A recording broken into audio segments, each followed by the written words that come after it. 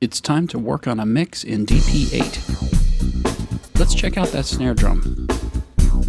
The snare drum needs some help.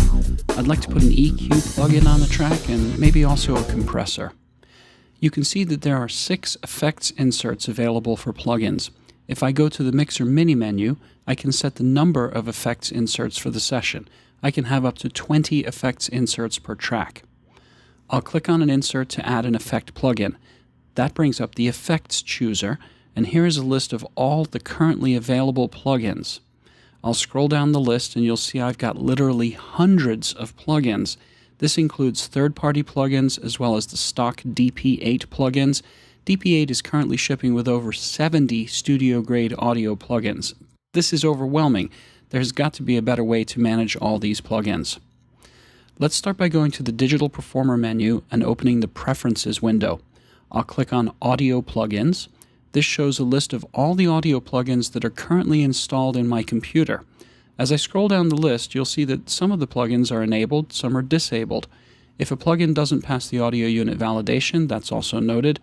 What we can do is create plugin sets. This allows us to run DP with only the plugins we want to have loaded. This speeds up launching time and conserves on memory resources. Now I'll go back to the Effect chooser, and you can see that the plugins can be organized in different ways. For example, the stock Motu plugins are organized into categories. Here are my Motu amp simulators. We can also look at plugins listed by manufacturer. Here are my Abbey Road plugins, Antares plugins, Lexicon plugins. Here are all my Waves plugins. Here are the audio unit plugins, the Motu audio system plugins, and you see that I've got a couple of VST plugins available. And I can also make my own categories. I've created a folder for all my EQ plugins. You can see that I can add a category. We'll call this Dave's Faves. Now I'll drag some of my favorite plugins into the new category. I can select multiple plugins at the same time if I like. Now when I click on that category, there are the plugins I just dragged over. Now I'll right-click and get this menu that allows me to save as a menu category. And watch what happens now. If I right-click on the effect insert, I get a menu that displays my newly selected category, and this is a quick way to display only the specific plugins that you want to see. The menu also displays a list of recently used plugins. We'll open the Effect chooser again, and you can see the recent items list. Not only can I organize my plugins into categories, I can also create folders and nest categories into those folders. I'll call this folder Stock Mix. I'll drag in my favorite Stock Mix categories and plugins, and this is just one more way to organize effects so you can find exactly what you want at a glance. I'll make this folder a menu category, and when I right-click on the effect insert, that's exactly what I'm going to see. Now I'll go back to the Effect chooser and click on Presets. Now we're not looking at the plugins, we're looking at plugin presets.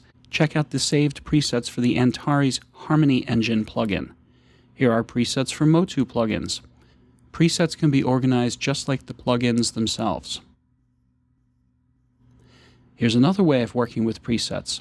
The topmost insert allows me to store presets, and not just presets for individual plugins, but presets for chains of plugins. I'll choose the Punchy Kick preset, and you can see that's loaded in EQ and a Masterworks leveler. There's the EQ, there's the leveler. If I want to clear all the inserts with a single command, I can do that. If I want to create preset chains or change the way presets are organized, I can do that. So this is a great way to organize not just plugins, but plugin presets, including chains of multiple plugins. Of course, if I want to add to my preset chain, that's easy enough.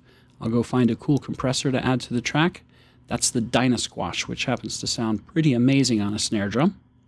So there's a quick look at the sophisticated plugin management in DP8 from Motu.